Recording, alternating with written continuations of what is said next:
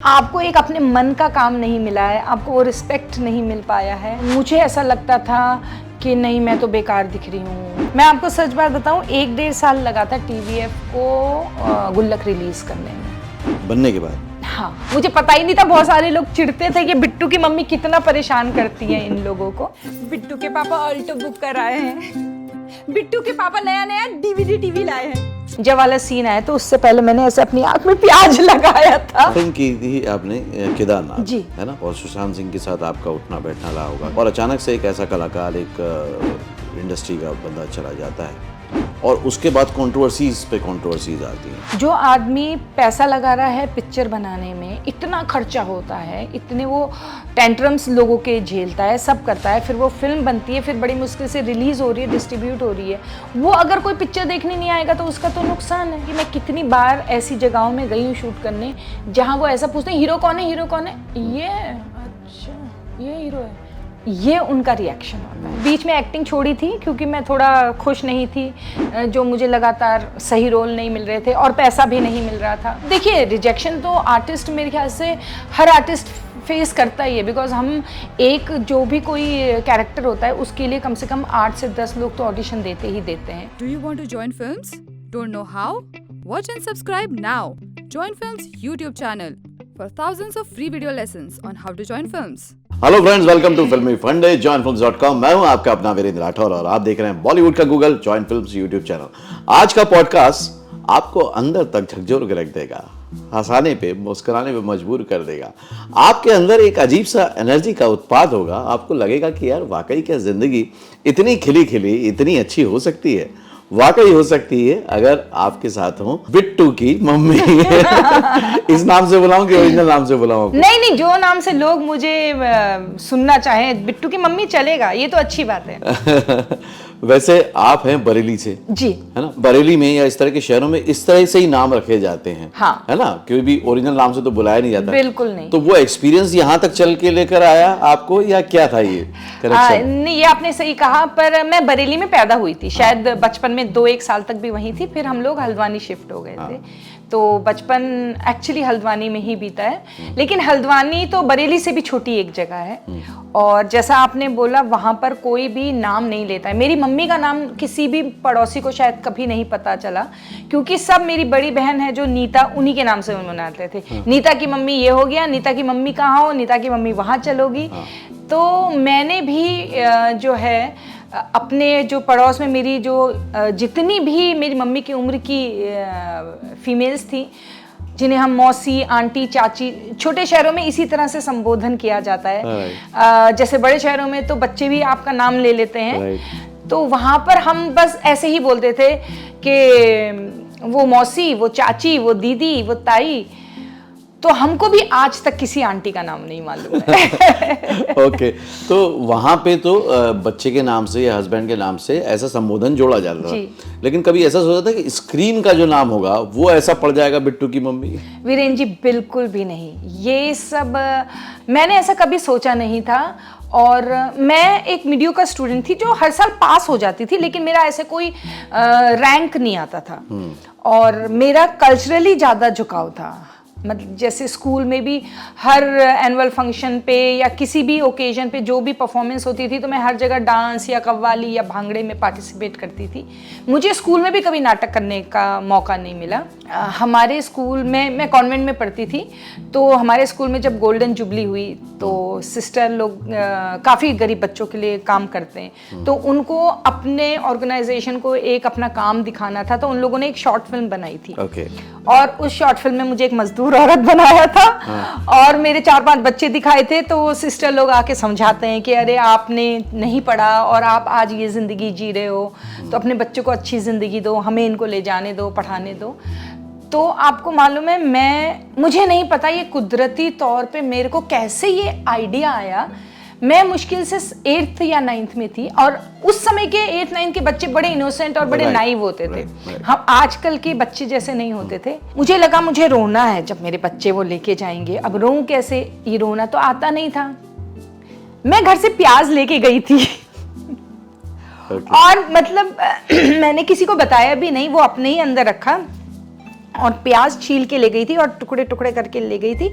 जब वाला सीन आया तो उससे पहले मैंने ऐसे अपनी आंख में प्याज लगाया था कि मुझे रोना है। तो मेरे को लग रहा है ये कहीं अंदर एक बीज था और उसको मैं उस समय समझ नहीं पाई थी। मैं कुछ अलग करना चाहती थी क्योंकि एक तो मेरे अंदर बचपन से ये था कि अपनी जो असलियत है वो पहचान लो। तुम नहीं बन सकते टीचर, तुम बैंक की नौकरी क्लियर नहीं कर पाओगी, तुम IAS PCS कुछ नहीं बन सकती हो। Because my father was a truck driver. हमको उन्होंने सबसे अच्छे स्कूल में पढ़ाया, बहुत अच्छा खाना खिलाया, कपड़े पहनाए। हम घूमते थे गर्मियों के सीजन में, हम होटल नैनीताल जैसी जगह जहाँ बहुत कॉस्टली था, एक एक महीना होटल बुक करके रहते थे।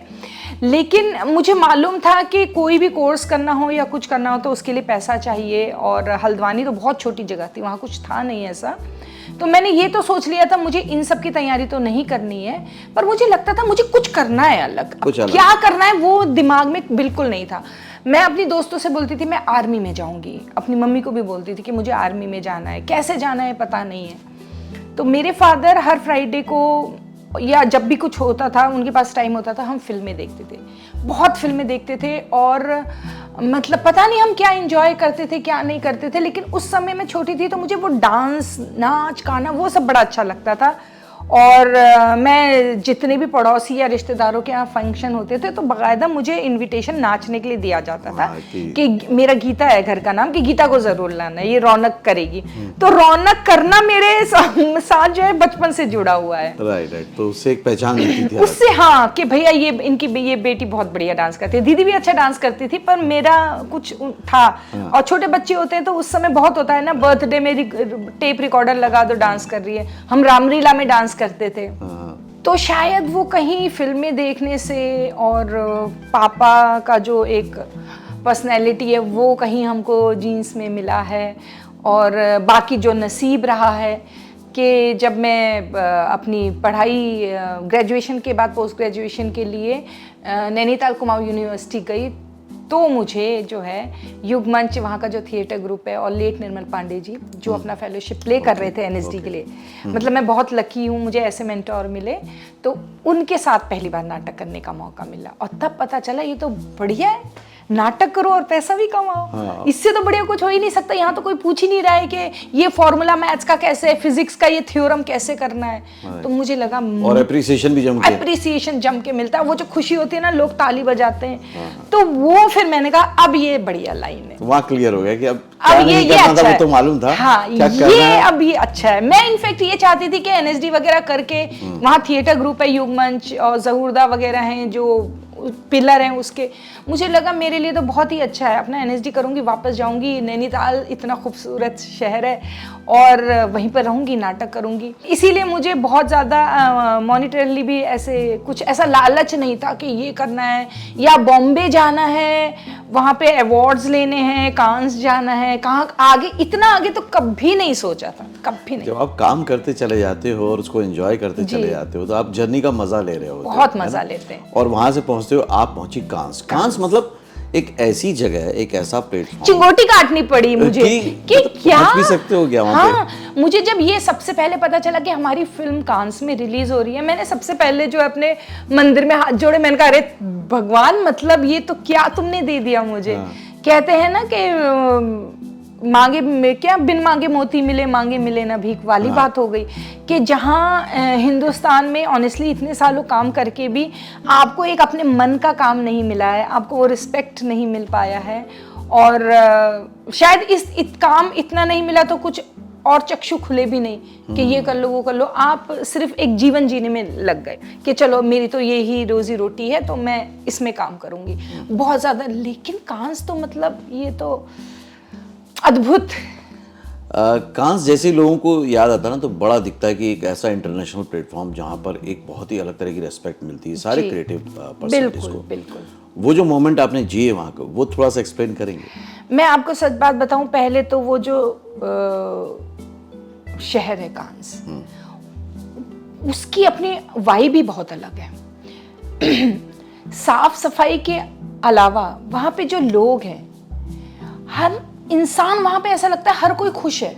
अच्छा। हर मतलब इतना पास पास टेबल लगा के स्ट्रेंजर्स जो है रेस्टोरेंट्स में खाना खा रहे हैं, कहीं किसी में तनातनी नहीं महसूस हो रही है।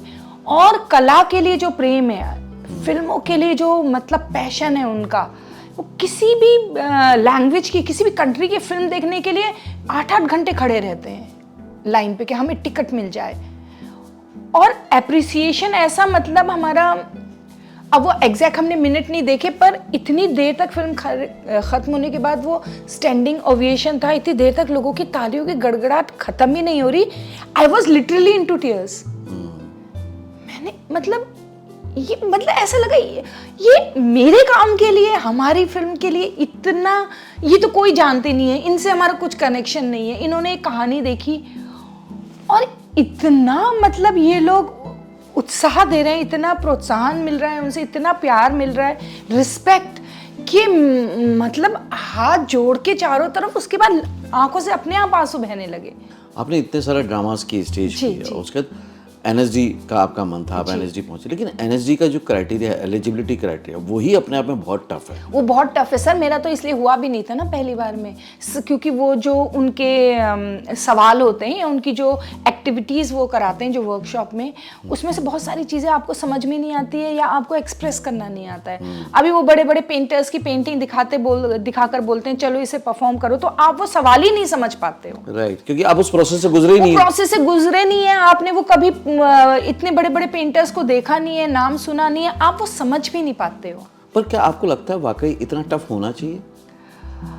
मेरे ख्याल से टफ इस हिसाब से, ऐसे बोलो तो लगता है, पर मेरे ख्याल से वो कॉमन सेंस देखते हैं, उसके पीछे वो बुकिश नॉलेज नहीं होती है, आपकी अंडरस्टैंडिंग देखते हैं, टीम वर्क देखते हैं। जैसे ऑलमोस्ट कभी कभी तो 100-150 लोग आते हैं पूरी ऑल ओवर इंडिया से, एशिया से, तो वो ग्रुप्स बना देते हैं। आपको जनपद भेज दिया, किसी को करोल बाग भेज दिया, फिर बोला जाता है दिन भर में आप खाली ऑब्जर्व करो और आके जो एक कोई कैरेक्टर पकड़ लो, चाहे मूंगफली वाली पकड़ ली, चाय वाला पकड़ लिया, पानी वाला पकड़ लिया, कपड़े की दुकान वाला, या कोई ग्राहक पकड़ लो, उसको ऑब्जर्व करो and then you have to sketch him, जैसा भी आप स्केच कर सको, और आप उसको देख के क्या एक पर्सन बनाते हो, क्या कैरेक्टरिस्टिक्स डालते हो उसमें, एक कैरेक्टर बनाओ and then you perform a situation.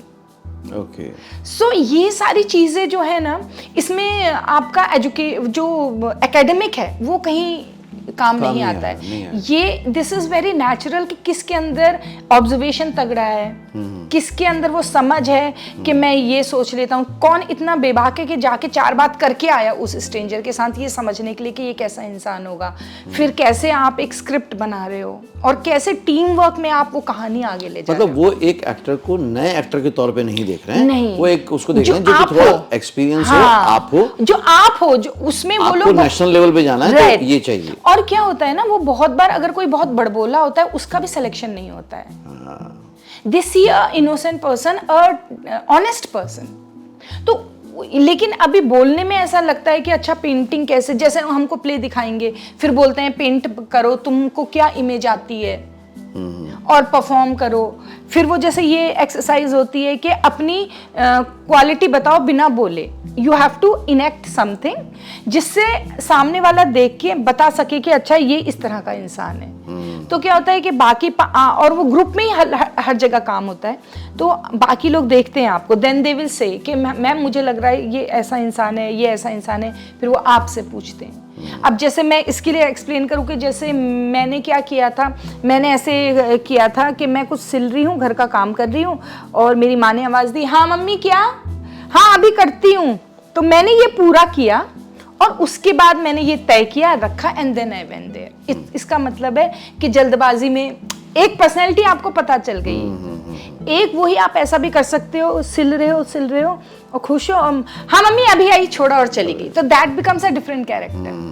तो ये सारी जो नेचुरल तरीके से कैरेक्टर को समझना, जब किसी ने कोई प्ले राइट ने कोई कैरेक्टर लिखा है उस चीज को समझना, वो पूरा फिर चीज़ आपका observation, now this is an observation, unless and until आपका ऑब्जर्वेशन है कि जो ऐसा करता है वो क्या पर्सनैलिटी होता है, तो आप वो नहीं कर पाते हैं। तो ये बड़ा इंटरेस्टिंग वहाँ का टेस्ट रहता बट है। इतने टेस्ट लेने के बाद इतने एक्सपीरियंस 20 स्टूडेंट सेलेक्ट होते हैं। 20 स्टूडेंट सेलेक्ट, अब जी। शायद 24 हो गए, मे बी शायद। अच्छा, अब 24 हो अभी गए होंगे, हमारे 20, समय हाँ, तक 20 20 स्टूडेंट है। सेलेक्ट होते तो हैं। 20-24 लोगों का सिलेक्शन होता है, तो उनके साथ फिर वो नेशनल इंटरनेशनल मेंटर काम जी। करते हैं, इतनी ज़्यादा ट्रेनिंग होती है, फिर भी क्या ऐसा दरमियानी फ़र्क रह जाता है, क्योंकि आप सुनीता जी दोनों जगह काम करते जी, हैं, जी, हैं? जी। क्या दरमियानी फ़र्क रह जाता है कि बहुत सारे एनएसडीएम सिनेमा वर्ल्ड में, विजुअल मीडियम में सक्सेसफुल नहीं हो पाते? देखिए सर, मैं बताऊं इसके जो मुझे लगता है कि ये पर्सन टू पर्सन भी बहुत बार डिपेंड करता है। जैसे जब मैं बॉम्बे आई थी तो मैं अपने आप में कॉम्प्लेक्स थी, मैं कॉन्फिडेंट नहीं थी जब मैं ऑडिशन देने जाती थी, क्योंकि मुझे ऐसा लगता था कि नहीं, मैं तो बेकार दिख रही हूँ, अरे ये तो बहुत अच्छा कर रहे हैं मेरे से, इसका ही हो जाएगा। तो आई थिंक वो जो अच्छा, वो थॉट प्रोसेस आपको भी आता था? वो मेरे को आता था। मेरे को ऐसा लगता है दुनिया से ज्यादा जो हमारे अंदर कॉम्प्लेक्सिटीज होती है, दैट टेक्स अस बैक।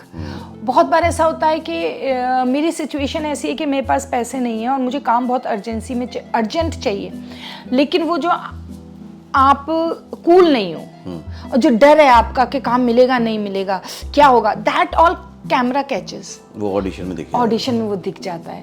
आपको कॉन्फिडेंट होना है, आपको ओवर कॉन्फिडेंट भी नहीं होना है कि हम तो कर लेंगे, हमने ये वो भी नहीं होना है। तो you have to be the character.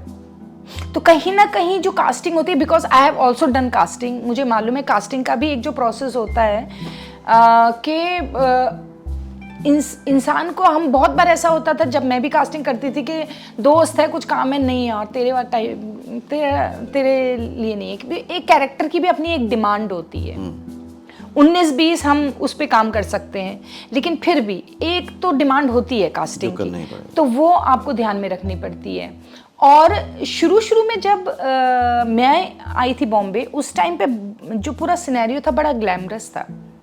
जो सारे शो थे वो अपर क्लास के होते थे, रिच फैमिलीज के होते थे। तो और एनएसडी में क्योंकि स्कॉलरशिप मिलती है और आपका अपना, जैसे मैं अगर एनएसडी में स्कॉलरशिप नहीं मिल रही होती, एनएसडी में अगर हॉस्टल फैसिलिटी नहीं होती, जो हमें पूरा का पूरा रूम फ्री में मिलता है, खाना मिलता है, हमें बेडशीट मिलती है, मेकअप का पूरा किट मिलता है, सब चीज़ मिलती है, वो सब मैं अफोर्ड नहीं कर पाती। और एक पैशन है इंसान के अंदर, ऐसा नहीं कि इसे कोई सीढ़ी समझ के कर रहा है। मैं बॉम्बे आ गई, पर मेरा जो ध्येय था एनएसडी करने का यही था कि वापस जाके मुझे नाटक करना है, मुझे नाटक में मजा आ रहा है। अभी एक परसेप्शन आ गया कि एनएसडी मतलब फिल्म है। अभी एनएसडी मतलब फिल्म है, क्योंकि अभी एनएसडी से बहुत बड़े बड़े जो है आर्टिस्ट निकल के आ गए हैं, जिन्होंने नाम कर लिया है। और अब जो है 1-2 भागों में बटा है, वो भी काम होता है जहाँ पर अपर मिडिल क्लास फैमिली है और एकदम हाई सोसाइटी है, और वो भी बहुत काम वो हो रहा है लो मिडिल क्लास फैमिली का, गांव का, छोटे शहरों का, छोटी फैमिलीज का, एकदम रॉ काम हो रहा है। तो इसके लिए आप देखिए एनएसडी वालों को अभी बहुत काम है। सीरियल तो पहले भी बनते थे, माना मैंने वेब सीरीज नहीं बनती थी, पर सीरियल बनते थे। ऐड आप देखिए, कोई भी ऐड ऐसा नहीं होता था, साबुन का भी ऐड होता था तो वो अपर क्लास का होता था। अब ये नहीं होता है, अब लोगों को कॉमन फेसेस चाहिए। अब बहुत बार ऐसा बोलते हैं आपने बहुत ज्यादा काम कर लिया है, सर्फ का ऐड है तो नहीं, एकदम जो छत में कपड़े सुखा रही है औरत वो चाहिए। पहले कुकर की सीटी हॉकिंस भी है तो एक अच्छा फेस चाहिए होता था। एयर होस्टेस के लिए मैंडेटरी होता था गुड लुकिंग, टॉल, फेयर। इसलिए बोलते थे कि एड फिल्म करना मतलब मॉडल्स चाहिए। मॉडल्स चाहिए। सुधा करके एक लेडी थी जो टाउन में मॉडल, बहुत ज़्यादा मॉडल्स को हैंडल करती थी, और वो सिर्फ एड्स की वो करती थी कास्टिंग। और सारे लोग उस समय जगदीश माली जी से और बड़े बड़े दूसरे जो फोटोग्राफर हैं उनसे अपनी फोटो सेशन करवाते थे। हर लड़की का फोटो सेशन होता था, वो बाल भीगे हुए, ब्लू आई शेडो लगाए हुए, सुंदर सुंदर चेहरे, अच्छे अच्छे कपड़े, ऐसे। अब वो नहीं होता। अब क्या बोलते हैं, आप फोन से फोटो खींच के भेज दीजिए। राइट। तो अब वो समय बदल गया है, शायद इसलिए जो रॉ है, जो अच्छे एक्टर्स हैं जिनसे audience day to day relate कर पाती है, आजकल उन लोग की कास्टिंग हो रही है। तो शायद ये वजह है कि आजकल नाटक वालों को, चाहे वो भारतेंदु से हो, NSD से हो, ज्यादा काम मिल रहा है। अब लोगों को समझ में आ गया कि थिएटर वाले कम से कम सीन तो अच्छा निकाल ही ले जाएंगे। राइट, और उनको वही चाहिए होता है। तो उस टाइम का जो पूरा ये था ना, ढर्रा ही अलग, तरीका ही अलग था और डिमांड अलग थी। राइट। एज एन एक्टर तो सभी जानते हैं आपको, लेकिन ऐसे कौन कौन से डिपार्टमेंट रहे जहाँ पे आपने काम किया नॉर्मल लोग नहीं जानते? मैं उसमें भी NSD को बहुत बड़ा श्रेय दूंगी, क्योंकि NSD हमको मेकअप, हेयर और कॉस्ट्यूम, सेट, लाइट, राइटिंग सब सिखाता ही है बेसिकली। फर्स्ट ईयर में तो सारे स्टूडेंट्स के लिए कंपलसरी होती हैं सारी क्लासेस, सेकेंड ईयर से हम लोग डिवाइड हो जाते हैं। तो मैंने एक्टिंग के साथ साथ मैंने चंदन अरोरा को असिस्ट किया है डायरेक्शन में, और वो बहुत खुश थे मेरे काम से। उनका ये बोलना था कि तू बहुत जल्दी डायरेक्ट करेगी। मैंने कास्टिंग की है, मैंने रमेश देव के यहाँ कास्टिंग करी है, और इंडिविजुअली भी मैंने कास्टिंग करी है। लाइफ बॉय की कास्टिंग करी है मैंने, और ये LIC की कास्टिंग करी है। सिल्क शैम्पू था, उसकी मैंने कास्टिंग करी है। फिर चंदन के साथ ही मैंने लिखा भी है। मैंने उनके संग 2 फिल्में करी एज एन असिस्टेंट, मैं, मेरी पत्नी और वो, और स्ट्राइकर। तो उनके संग भी मतलब मैं लकी रही हूँ, मुझे ऐसे ऐसे लोग मिले हैं जिनके संग काम किया। तो वो चंदन अरोरा ऐसा करते हैं कि जैसे आपको सीन दे देंगे, बोलते हैं चलो लिखो, 2-3 असिस्टेंट्स को बोल देंगे, और वो अगर किसी का सीन अच्छा है तो वो यूज़ करते हैं उसको। तो मैंने सीन भी लिखे हैं 1-2 स्ट्राइकर में जो उन्होंने यूज़ किए। फिर मैंने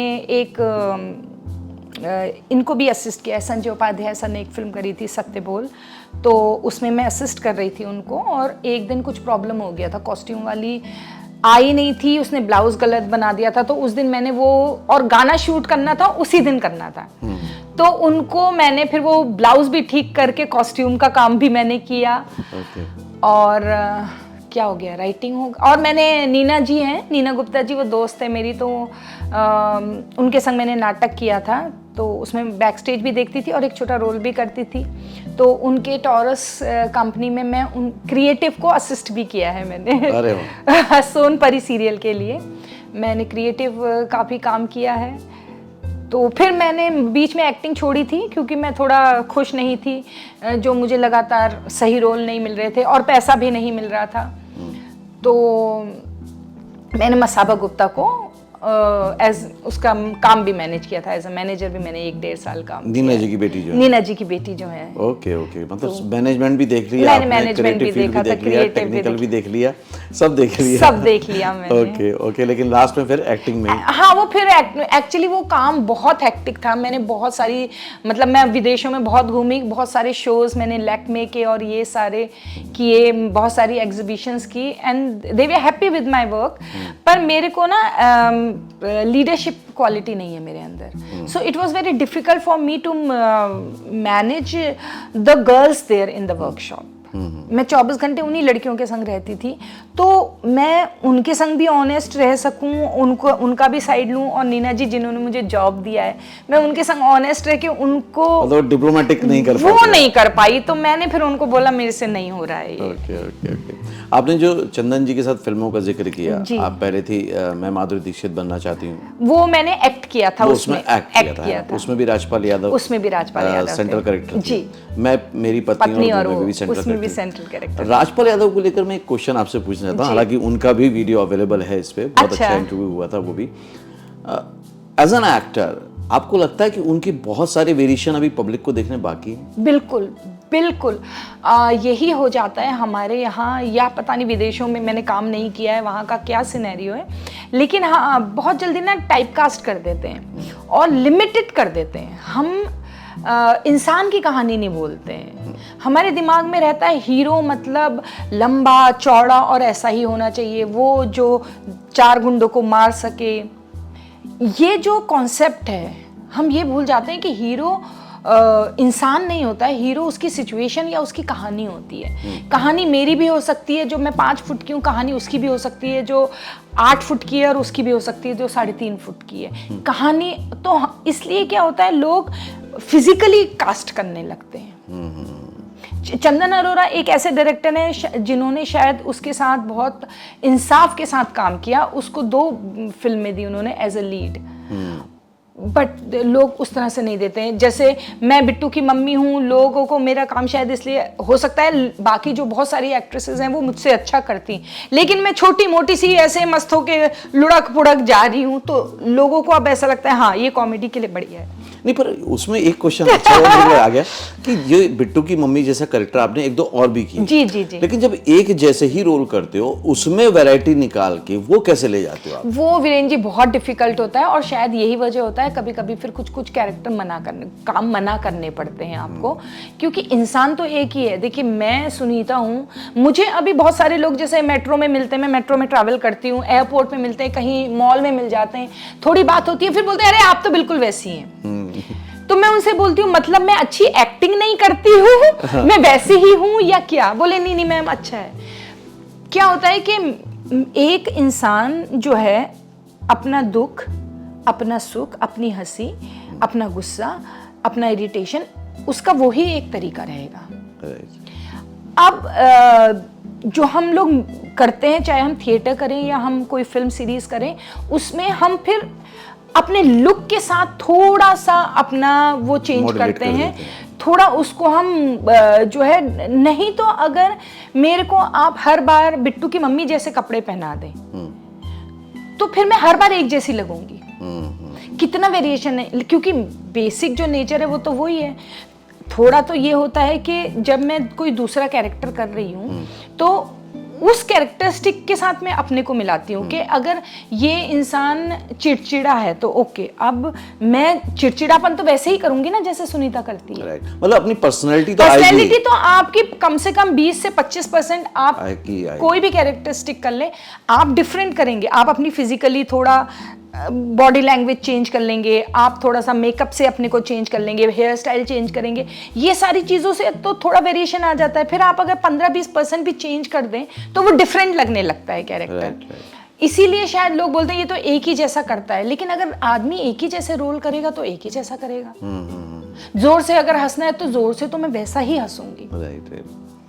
तो ये मुश्किल रहता है, लेकिन मेरे ख्याल से इसीलिए हम एक्टर्स को अपनी एक्टिंग पे इतना गुरूर नहीं होना चाहिए, क्योंकि हम अकेले एक मतलब वो एक कला नहीं होती है कि हमारे कैरेक्टर अलग लगते हैं। मेकअप है, हेयर है, कॉस्ट्यूम है, सिचुएशंस हैं, और जो जिस तरीके से डायरेक्टर आपको शूट कर रहा है वो है, ये सारी चीज़ों से भी हमारे कैरेक्टर अलग लगते हैं। सुनीता जी, OTT पे आजकल सबसे ज़्यादा जो कॉमनली 2 सीरीज की बात होती है वो होती है पंचायत और गुल्लक, जी, है ना। दोनों एकदम सादगी वाली, एकदम सिंपल सी बात, कहानी को बहुत अच्छे तरीके से कहा गया है। एक कॉमन बात है TVF और दूसरा कॉमन है आप। मैं मतलब यही कह सकती हूँ, भगवान का लाख लाख शुक्र है कि शायद सितारे भगवान बुलंद हैं कि मुझे 2 वो सीरीज करने को मिली कि जो दोनों ही इतना हिट हो गई हैं। लेकिन जब ये बन रही थी, क्योंकि जब ऐसे सादगी वाली कहानी कही जाती है तो बहुत ज़्यादा शक भी होता है कि पता नहीं लोगों को लगेगी नहीं लगेगी, पसंद आएगी नहीं, आज की जनरेशन उसके साथ अटैच करेगी नहीं करेगी। तो तब माइंड में ऐसा चलता था, आपस में बातचीत होती? मैं आपको सच बात बताऊं, 1-1.5 साल लगा था TVF को गुल्लक रिलीज करने में, बनने के बाद। हाँ, क्योंकि हम लोगों को तो ऐसा लग रहा था ये डब्बे में चला गया है, क्योंकि 1-1.5 साल तक कुछ नहीं हो रहा था and they were not very confident, और कोई ले नहीं रहा था शायद इसे। इट वॉज सोनी लिव जिन्होंने लिया, तो अचानक हुआ अरे वाह वाह चलो ये हो रहा है। और जब हमारा लखनऊ में ही रिलीज हुआ था इसका, तो हम लोग को नहीं पता था, इतना हिट का तो बिल्कुल ही अंदाजा नहीं था। थोड़ा बहुत एक्सेप्ट करेगी या नहीं करेगी ये डर के साथ ये हमारी जो है रिलीज हुई है 1.5 साल बाद, 1.5-2 तो जो रिलीज नहीं हो रहा था उसके सीजन के पे सीजन रिलीज हो रहे हैं, डिमांड हो रही है। लोग बोलते हैं कि मैसेज करते हैं कि मैम ये क्या 5 एपिसोड ही तो खत्म हो गए, एक साथ ज्यादा बनाइए, ये करिए, इस तरह से बात करते हैं। पर लेकिन हाँ, और उस समय ना OTT नया नया शुरू हुआ था और बड़े बड़े जो है सीरीज आए थे, सेक्रेड गेम्स आया था, मिर्जापुर, हाँ सब इस तरह के आए हुए थे ना। तो और शायद कुछ और भी आए होंगे, सारे बड़े डार्क और थ्रिलर, डार्क थ्रिलर और ऐसे कुछ हंगामा जिसमें सब बड़ा खुल के हो रहा है। तो ऐसे में जिसमें लोगों ने उसको बड़ा खुले दिल से एक्सेप्ट किया था और ये चल रहा था, वाह यार क्या बात है। ऐसे में एक छोटे से फैमिली की, लोअर मिडिल क्लास फैमिली की कहानी जिसमें 5 हल्के फुल्के से किरदार हैं, बिल्कुल उम्मीद नहीं थी, बिल्कुल भी उम्मीद नहीं थी। ओहो। और ऐसे ही सेम हुआ पंचायत के साथ। ऐसी पंचायत के साथ पंचायत भी जो कहानी है बिल्कुल सिंपल सी कहानी है, और उस कहानी को मेरे ख्याल से अब शहरी लोग समझ पा रहे हैं कि हाँ वाकई गांव में ऐसा होता है। बिल्कुल। और कितने सारे लोग ऐसे हैं जो कहीं ना कहीं गांव से निकल के शहर में आए, शहर से विदेशों में चले गए, तो वो लोग भी जो है आज रिलेट करते हैं उससे। और अब ना मुझे लग रहा है कुछ लोग तो पलायन ही कर जाएंगे। इतना लोग मिस कर रहे हैं उस इनोसेंस को, उस सीधेपन को, उस सादगी भरे जीवन को, कि उन्हें लग रहा है ये भाड़ में गई मर्सिडीज, ये जीवन चाहिए। राइट। ओटीटी ने जहाँ बहुत सारे कलाकारों को बहुत सारे नए आयाम दिए, मौके दिए, नाम भी दिया, आपको भी बहुत खासा पॉपुलैरिटी, सब कुछ मुझे उसी से मिला है ना। और उसी से बहुत सारे उनके स्टार्स भी बने, जिसमें आते हैं जितेंद्र कुमार। जितेंद्र कुमार है। जितेंद्र कुमार आपके हिसाब से as an actor, as a person कैसे हैं और क्या है? देखिए, जितेंद्र के साथ मैंने वो फिल्म भी करी है, शुभ मंगल ज़्यादा सावधान। राइट। मेरा तो जितेंद्र के साथ बहुत अच्छा एक रिश्ता है। सरल और सीधे ही लगते हैं वो मुझे, मतलब ऐसा कुछ शोशाबाजी तो मुझे उनमें लगता नहीं है। और एक चीज़ ये हो जाती है कि जब आप साथ में काम करते हैं तो एक फैमिली बन जाती है, और अगर आपने 2-3 काम एक साथ कर लिए तो फिर वो पक्का ही फैमिली ही हो जाती है। आज भी बातें करते हैं, एक दूसरे को अपनी अपने काम की स्क्रीनिंग में बुलाते हैं, तो वो सारी चीज़ें होती हैं। और बहुत बार ये भी डिपेंड करता है कि किसी के संग आपकी ट्यूनिंग बनती है, किसी के संग नहीं बनती है। बहुत बार ऐसा होता है कि आदमी कोई बुरा नहीं होता है, कुछ लोगों को वही लोग किसी को बहुत अच्छे लगते हैं और किसी के संग उनका ऐसा होता है कि वो फूटी आंख नहीं सुहाते हैं। तो इस मामले में मैं बहुत लकी हूँ। अगेन, हर प्रोजेक्ट में मेरे दोस्त ही बनते हैं, ऐसा मतलब कोई है नहीं जिसको मैं काउंट ऐसा सोचूं कि उसने मेरे संग कुछ बुरा किया हो।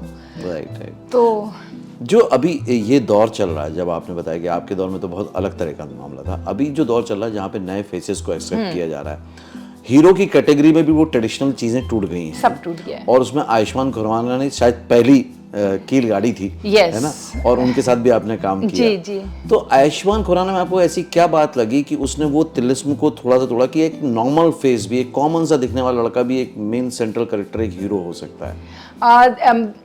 एक तो जो ऑनेस्टी के साथ आदमी जब काम करता है ना, और जो रियल लाइफ में भी वो बहुत हम्बल है। अच्छा। मुझे याद है हम लोग शुभ मंगल ज़्यादा सावधान एक जो फिल्म कर रहे थे, और तब तक वो काफ़ी बड़ा नाम हो चुके थे। तो एक सीन था जिसमें हम लोग सब ऐसे क्राउड के साथ डांस करते हुए जा रहे हैं, मेरी बेटी की शादी है मानवी की, और वो जो फोकस था वो सिर्फ मानवी पे था, और हमारा उस ग्रुप के संग सिर्फ डांस करते हुए जाना था। बार बार उसमें किसी वजह से अगर रीटेक हो रहा है, कुछ हो रहा है, और पूरा हम लोग उस समय पूरे जूनियर्स के साथ, डांसर्स के साथ थे। तो उस समय उसने ऐसे करके बोला कि थैंक गॉड कि मैं आज ये देख रहा हूँ कि कैसे हर तबके का आर्टिस्ट काम करता है। उसने बोला मेरा दिमाग कभी खराब ना हो। अरे वाह। तो मेरे ख्याल से कहीं जो अच्छाई होती है कहीं वो शायद छू जाती है, और वो अपनी कला में बहुत माहिर हैं, बहुत अच्छे एक्टर हैं वो। और वो शायद मेरे ख्याल से तो जैसे जो एक गैप आ गया था नसीर सर का, फारूक शेख जी का, अमोल पालेकर जी का, वो जो एक फील गुड फैक्टर वाला होता है ना, जो वो जो पुरानी आपको याद होंगी, इतनी सी रजनीगंधा है, और इतनी सी बात, और इस तरह की जो फिल्में हैं, तो वो जब आयुष्मान से हाँ वो चेहरा मिला ना, तो इसलिए लोगों ने सर आंखों पे लिया। और वो अपने काम में अच्छे हैं, वो एज ए ह्यूमन बीइंग अच्छे हैं, तो उनमें वो एक चीज़ थी कि वो ऐसे टिपिकल हीरोइज्म वाले वो नहीं रहे। और उनका एक प्लस पॉइंट भी है कि वो एकदम ऐसा भी नहीं है कि बिल्कुल वो हो, अगर वो हीरो बनना चाहे तो वो हीरो जैसे भी लगते हैं। तो वो एक चार्म है उनके अंदर, वो एक चार्म है जहाँ लोगों को एक हीरो की छवि भी दिख जाती है और एक आम आदमी भी दिख जाता है, तो इसलिए शायद इससे वो connection बनता इससे ज्यादा कनेक्शन बन गया। राइट। तो आगे चल के डायरेक्टर बनेंगे? मुझे नहीं लगता, देखिए मैं ना जैसे एज एन एक्टर भी कॉन्फिडेंट नहीं थी जब मैं बॉम्बे आई थी।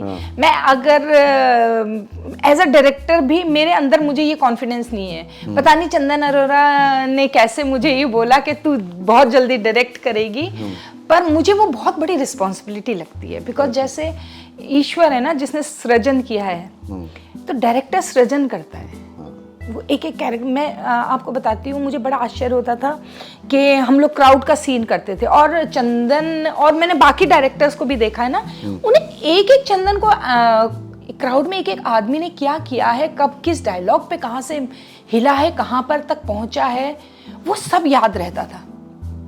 तो मैं सोचती थी कि हमको तो एक चीज़ ध्यान में रखनी है कि अच्छा कॉस्ट्यूम वाला कॉस्ट्यूम देख रहा है, डायलॉग वाला डायलॉग देख रहा है, ये ऐसा कैसे होता है। ये इसलिए मुझे ना वो हवा लगता है to direct. I think it's a very big job, very responsible job. और मुझे नहीं लगता है, पता नहीं, मैं मतलब मन करता है मुझे, लेकिन I get more inclined towards documentaries. Okay, मुझे डॉक्यूमेंट्रीज में ज़्यादा इंटरेस्ट आता है। ओके। एक और फिल्म की थी आपने, केदारनाथ, जी, है ना, जो कि एक खास वजहों से अब बहुत ज़्यादा लोगों को इमोशनल ऊपर, करती है कि वो अलग फिल्म थी, बिकॉज ऑफ सुशांत सिंह, है ना। तो जब वो फिल्म कर रहे थे आप, और सुशांत सिंह के साथ आपका उठना बैठना रहा होगा, काम भी आपने किया होगा, और अचानक से एक ऐसा कलाकार, एक इंडस्ट्री का बंदा चला जाता है, और उसके बाद कंट्रोवर्सीज पे कंट्रोवर्सीज आती हैं। आपने उनके साथ समय बिताया है, आपका क्या एक्सपीरियंस था, और जब ये कंट्रोवर्सी चली थी आपका दिल क्या कह रहा था? वो ना बहुत, वो ज़रूरत से ज़्यादा इंटेलिजेंट था। वो मतलब घुस जाता था वो, मतलब जितना मैंने उस रोल में देखा था वो घुस जाता था। वो जब अपनी वैन से निकलता था तो वो हमारा तो पूरा पोर्शन जो था वो गाने का था, तो वो ऑलरेडी वो हेडफोन पे गाना ही सुनते हुए वो मंसूर बनकर ही निकलता था। और एज अ कैरेक्टर भी और एज एन एक्टर भी वो बहुत कॉर्डियल था हमारे साथ बैठ के बात। उसने भी ये मुझसे सवाल किया था कि ऐसा क्यों होता है कि एनएसडी में इतने अच्छे एक्टर्स हैं, उनको ऐसा बड़ा ब्रेक नहीं मिलता है। तो मैंने उसको यही बोला था, क्योंकि सबको हीरो देखना है ना, and that is not the industry people, that's the public, audience. मैं आपको बताती हूँ, हम लोग मतलब मैं नाम नहीं लूंगी, मैं कितनी बार ऐसी जगहों में गई हूँ शूट करने जहाँ वो ऐसा पूछते हैं, हीरो कौन है, हीरो कौन है, ये अच्छा ये हीरो है, ये उनका रिएक्शन होता है। तो पब्लिक के भी दिमाग में एक इमेज बना है, हीरो मतलब लंबा चौड़ा खूबसूरत दिखने वाला आदमी, वो परसेप्शन उनका है। हीरोइन मतलब खूबसूरत लड़की, अगर खूबसूरत नहीं है तो ये क्या हीरोइन है। देखिए हम अपने ना रियल लाइफ में भी, अगर हमारे घर में, हमारे पड़ोस में कोई है या सड़क पे हम कभी किसी को देखते हैं जो बहुत सुंदर लगता है, हम कहते हैं बिल्कुल हीरोइन लग रही है। छोटी बच्ची है सज धज के, छोटी बच्ची है या कोई भी है, कोई ओकेजन में कोई घर में बहुत सज धज के आता है तो वो आज तो बिल्कुल हीरोइन बन के आई है। तो ये हमारा यहाँ पर है। और ये इंडस्ट्री एक बिजनेस है, आर्ट है, ठीक है, बहुत कम लोग एज एन आर्ट ही सिर्फ इसको देखते हैं, but actually it's a business. जो आदमी पैसा लगा रहा है पिक्चर बनाने में, इतना खर्चा होता है, इतने वो टेंट्रम्स लोगों के झेलता है, सब करता है, फिर वो फिल्म बनती है, फिर बड़ी मुश्किल से रिलीज हो रही है, डिस्ट्रीब्यूट हो रही है, वो अगर कोई पिक्चर देखने नहीं आएगा तो उसका तो नुकसान है। तो वो तो उसी को लेगा, उसी को वो हीरो बोलेगा, उसी को हीरोइन बनाएगा, वो ही कहानी पे काम करेगा जो बिकेगी, मार्केट जो उसको पैसा देगी। नहीं, इसीलिए ये चीज मुझे बहुत देर में समझ आई। इसीलिए जब और जैसा मैंने आपको बोला कि एक अपने आप को भी पहचानना, अपनी कमियां, अपनी असलियत पहचानना कि ठीक है क्या मैं ये निभा पाऊंगी। मुझे लेके आज कोई एक मेन रोल लेके, अगर अभी बिट्टू की मम्मी के बाद शायद असलियत कुछ और हो, 5 साल पहले, 10-15 साल पहले मुझे लेके कोई एक फिल्म बना लेगा, कौन देखने आएगा? तो कोई मुझे कास्ट क्यों करेगा? तो कहीं ना कहीं हमको ये भी समझना चाहिए कि मेरा अगर होगा टाइम तो आएगा, मुझे सिर्फ ऑनेस्टली काम करना है। और इतने सारे लोग हैं अभी तो कि आप हवा में पत्थर उछालिए तो 4 एक्टरों को ही लगेगा वो। राइट, इतनी अनसर्टेनिटी वाली दुनिया है ये, बहुत अनसर्टन है। देखिए, सॉरी आपको काट रही हूँ, एक टाइम था जब मैंने कहीं पढ़ा था अमिताभ सर भी अपने दोस्तों के पास, प्रोड्यूसर्स के पास जाते थे कि मुझे काम चाहिए। राइट, नीना गुप्ता जी ने भी किया। नीना गुप्ता जी ने लिखा है। इससे बड़ा और क्या उदाहरण चाहिए आजकल लोगों को कि हर कोई हीरो नहीं बन सकता, और हर कोई हीरो बनेगा तो हर किसी की जिंदगी नहीं बनेगी, नहीं बनेगी, और भी कहानी के किरदार आप चाहिए। एक ही आदमी अगर हीरो बनेगा या हर आदमी हीरो बनेगा तो किसी की भी रोटी नहीं चलेगी। क्योंकि कहानी हीरो को बनाएगी ना। कहानी हीरो को। अब चीजें चेंज हो रही हैं, लेकिन वो चीजें भी लोगों ने एक्सेप्ट करी ना। इसीलिए गुल्लक हमारा रिलीज होने में टाइम लगा, क्योंकि हमें पता नहीं था, ऑडियंस ने रिसीव कर लिया तो वो चल गया। और हो सकता है ऑडियंस रिसीव नहीं करती तो गुल्लक पहले के बाद बनता भी नहीं, और आज लोगों ने देखा भी नहीं होता। Right right right. तो ये वाली चीज है। आपको कभी रिजेक्शन फेस करना पड़ा?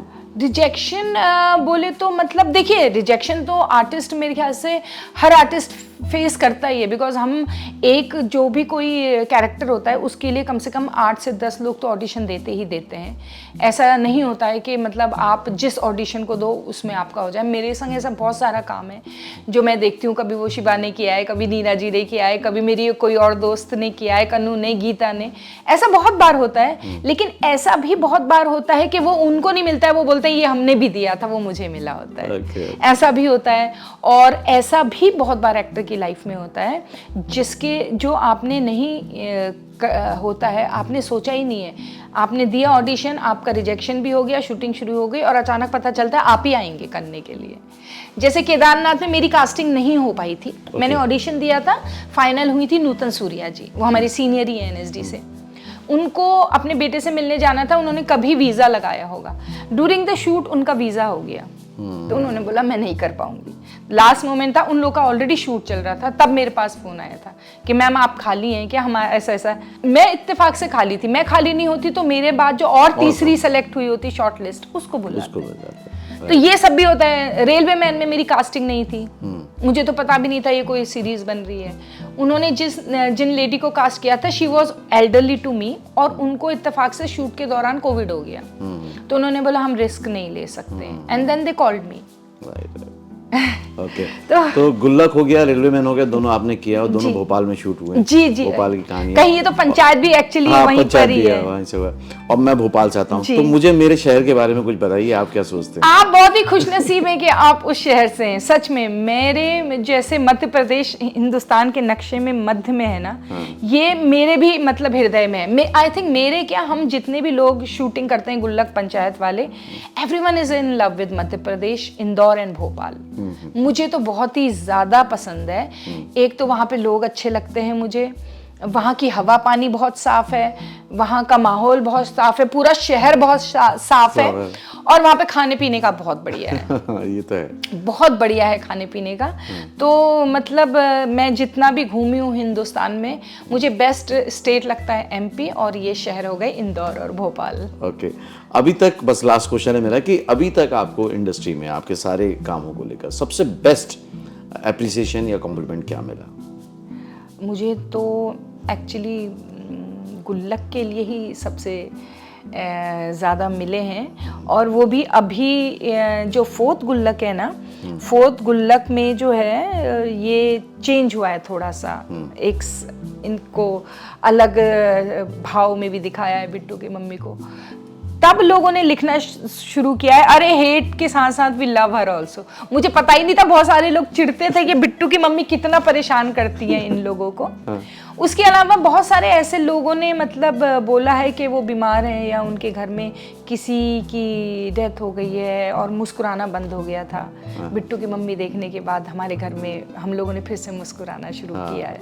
राइट, और जो हमारी बातचीत हो रही थी, मैंने बताया था कि मेरी जो छोटी बेटी है वो बड़ा फॉलो करती थी, बिट्टू की मम्मी आ गई बिट्टू, तो बच्चों का खास प्यार मिला इस कैरेक्टर में। बच्चों का बहुत प्यार मिला है मुझे। एयरपोर्ट में बहुत सारे आदमी मिलते हैं जो बोलते हैं मेरी बेटी है वो आपकी फैन है, तो प्लीज एक बार जो है आप वीडियो, वो कॉल करते हैं अपने बच्चों को और वो बोलते हैं प्लीज एक बार आप में आ जाइए क्योंकि मेरी बेटी आपकी फैन है। बहुत ज्यादा बच्चों में पॉपुलर हो गई है। ओके, तो सुनीता जी बस ऐसे ही आप काम करते रहें, बिट्टू की मम्मी और लोगों के दिलों तक पहुंचे, क्योंकि मम्मी तो होती ही इसलिए है, मम्मी तो ऐसी होती है। सबको खुश रखें। आप इसी तरह से काम करें और बहुत जल्दी डायरेक्टर बने और हीरोओं को लेकर आए। Thank you very much. Thank you Virendra ji, thank you so much. तो मेरे साथ थी बिट्टू की मम्मी, कांस में जा चुकी हैं, बरेली से आती हैं, थिएटर किया हुआ है, एनएसडी किया हुआ है, बहुत सारा काम किया हुआ है। और आज के वीडियो में, आज के पॉडकास्ट में अगर मैं कंक्लूड करूं तो वही है कि उन्होंने अपनी जर्नी को जिया है, बहुत मस्ती से जिया, बहुत साथगोई से जिया है और काम करती चली गई, इसलिए एहसास ही नहीं हुआ कि कौन सा काम छोटा था, कौन सा काम बड़ा था। बस काम को एंजॉय किया और वही जो सादगी है वो आपको देखने को मिली और वही आपके दिल को लगी। किसी भी आर्टिस्ट के लिए कॉम्प्लिकेटेड होना, बहुत ज़्यादा सोचते हैं कि मैं ऐसा करूंगा वैसा करूंगा, लेकिन वो जितने सिंप्लिसिटी से रहते हैं उतनी जल्दी वो दिल में घर कर जाते हैं। आपने इस पॉडकास्ट से क्या सीखा, क्या समझा, मुझे कमेंट करके ज़रूर बताइएगा और बिट्टू की मम्मी के लिए क्या कहते हैं वो भी बताइएगा। अगले वीडियो में फिर से मिलता हूँ, तब तक के लिए देखते रहिए, सीखते रहिए, जमे रहिए। All the very best. Actor बनने का सबसे आसान तरीका अवार्ड विनिंग एक्टिंग गुरु वीरेंद्र राठौर का best seller acting method switch on switch off acting method है। इस कोर्स से सीखकर आप भी कुछ ही दिनों में एक बेहतरीन एक्टर बन सकते हैं, जिसे साबित करते हैं इसके अमेजिंग Amazon और Google के ratings and reviews. Switch on switch off acting method अभी तक का सबसे सरल और प्रभावी मेथड है, जो आपके समय और महंगी फीस दोनों को बचाता है। Switch on switch off acting method course book आपको Amazon, Flipkart, join films website पर अवेलेबल है।